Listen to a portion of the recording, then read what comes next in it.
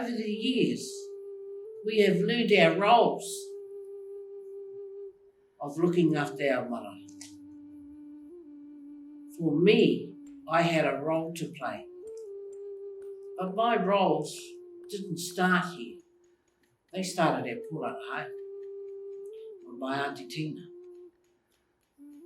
When we were young, still children, Aunty Tina took us over to the Te Puhua Kahununu meeting house, sat us girls down and told us there were roles that we had to adhere to.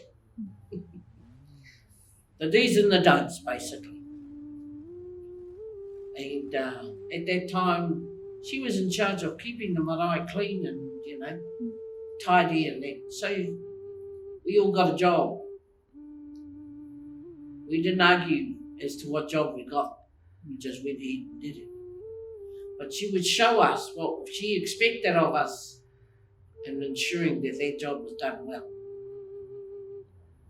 I got the job of being in the kitchen and tidying up all the shelves and making sure all the kai and that was all in the proper place. And then Aunty Nina came along and said, no, you come out of there, you're going to come up and you're going to be an apprentice, kai karanga. I looked at my mother and my mother just nodded her head, and Aunty Nina just said to me, no, I won't be teaching you, your mother will.